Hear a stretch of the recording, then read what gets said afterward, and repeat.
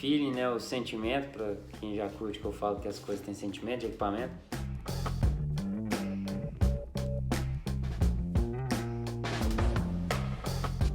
Fala galera, beleza? Seguindo a sequência aqui que a gente combinou, vou fazer mais um vídeo sobre pneu. Tô fazendo primeiro os reviews individuais para depois trazer um novo jeito de fazer aí. O último que eu fiz foi do Vitória Mescal, que foi um pneu bem feliz. Então, pra gente dar uma variada, já dando um spoiler, né, eu trouxe esse aqui, que não foi tão legal assim. Então, esse aqui é o Maxxis Recon Race, tamanho 29 e largura 2.25. A versão dele é a XO, né, que tem o exoesqueleto, então é a versão protegida, e tubeless ready para usar sem câmera.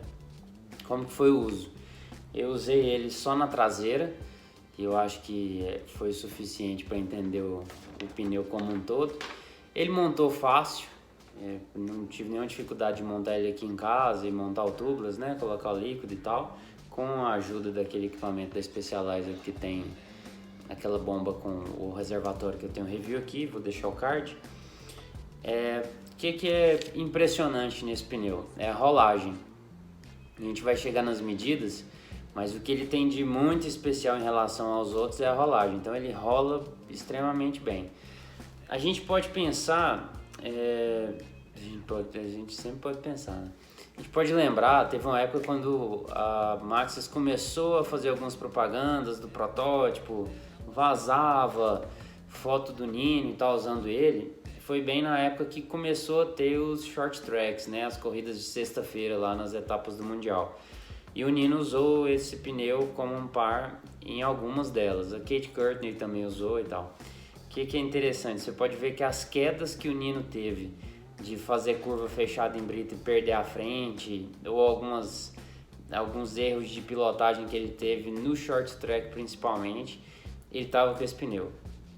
E foi bem, sendo direto, foi bem o feeling, né, o sentimento, para quem já curte que eu falo que as coisas têm sentimento de equipamento, foi o sentimento que eu tive com ele. Ele rola muito bem, mas não passa absolutamente nenhuma segurança de gripe. Ele tem medidas até agressivas, assim, se você for pensar nos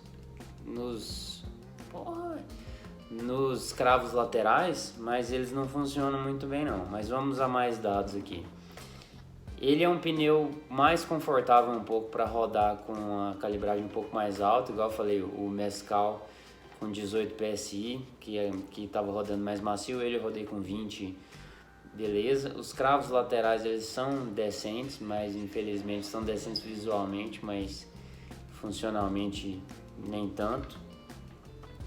Na balança, vou pôr uma foto aqui, tirando o enforca-gato, como que chama isso na sua cidade ou na sua região, essa braçadeira de nylon? Aqui tem um monte de nome, tie-up, enforca-gato, mas vamos lá, tirando isso, né, porque eu ainda estava amarrado, 715 gramas, então vai ter 2, 3 gramas dessa braçadeira, 712, não é um pneu leve, mas é reforçado. Eu usei ele durante 1.100 km na traseira.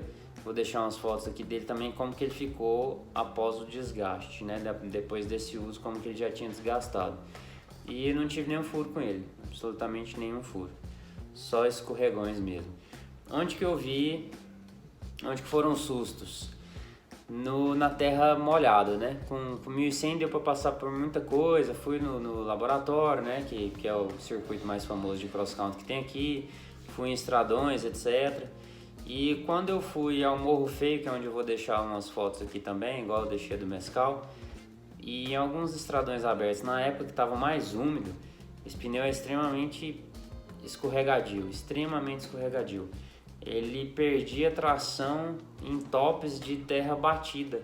Quando estava úmido, você estava vindo normal, sem dar solavanco, sem nada, controle de tração ligado, e ele escorregava, sabe assim, coisa que você consegue continuar andando e tal, mas você dá aquelas escorregadas chatas. Isso para frenagem também se traduzia numa frenagem extremamente ruim. Então assim, para terreno molhado o pneu é horrível, provavelmente por conta do composto e tal que eles escolheram usar.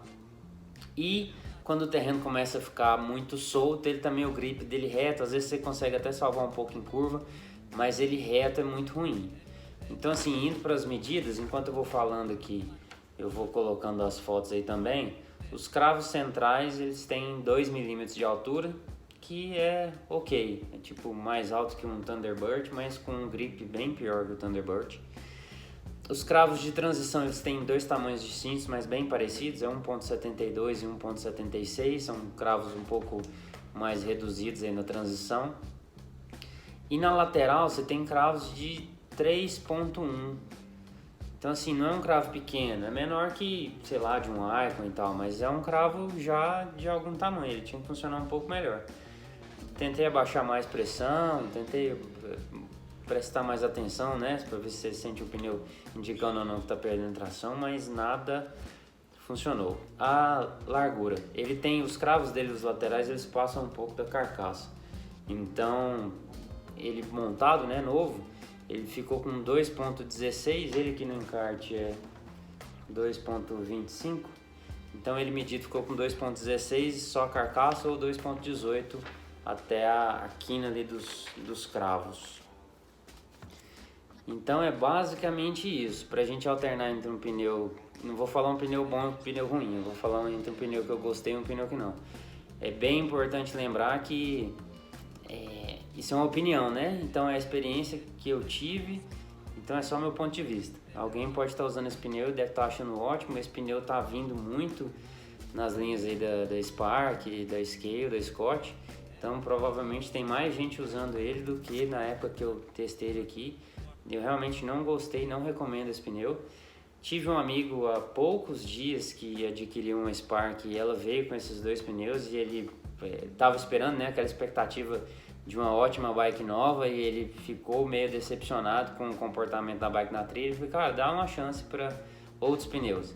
Trocou os pneus, a bike mudou, aí chegou a bike que ele realmente estava esperando. Então, como é o nosso único contato preferencialmente, né, às vezes vira aí cabeça, ombro, tudo no chão, mas o nosso contato preferencial no chão é o pneu. Então ele diz muita coisa e a gente tem que escolher com mais calma aí, e principalmente pro jeito que a gente pilota e os terrenos que tem na nossa região. Talvez em lugares onde tenha mais aquela terra, não é bem uma terra batida, mas vamos chamar de terra macia, igual a gente vê nos cross countries da Europa, talvez ele funcione melhor. Agora aqui no Goiás, que é muito seco, quando o terreno é terra batida ele é extremamente duro, e quando é solto tem uns cascalhos maiores, não funcionou muito bem não. Por hoje é só.